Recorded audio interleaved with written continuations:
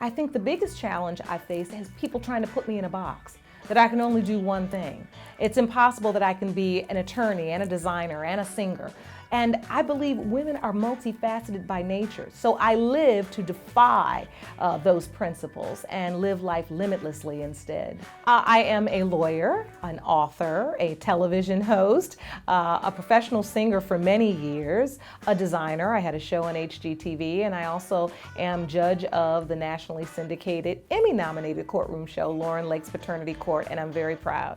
I discovered my passion in the legal field probably my senior year in college. I had to discover because my parents wanted to know what I was doing after undergrad.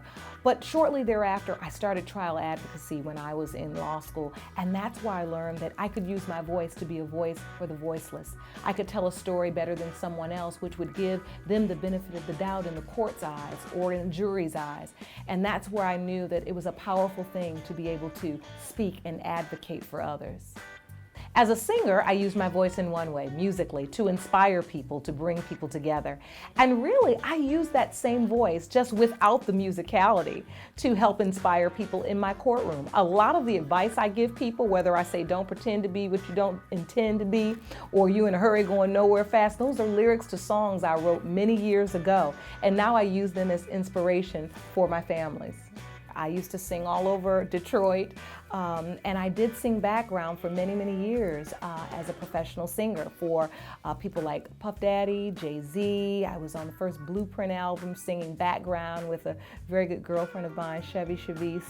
And J.T. Taylor of Kool and the Gang, Mary J. Blige. So I've sang background for a lot of amazing artists, and I feel very blessed that I was able to live out one of my gifts and talents on that level.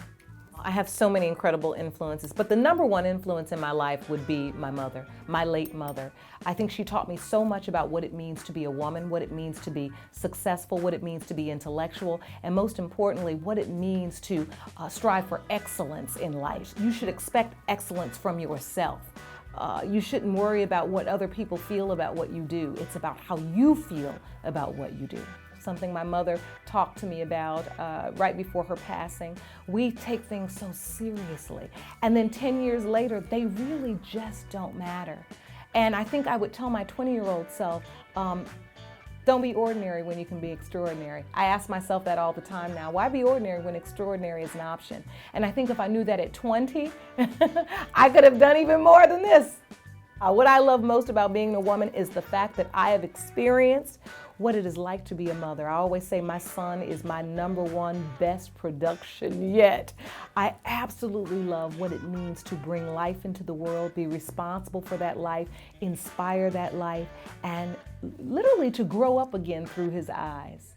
I'd like the name Lauren L. Lake to go down in history as a woman who inspired people to live their life limitlessly, to step outside of their comfort zones, to live outside and think outside the box, and most importantly, do not let people limit or dim your light in any way, to give the gifts you've been naturally given by God in the service of humanity, and to let your light shine.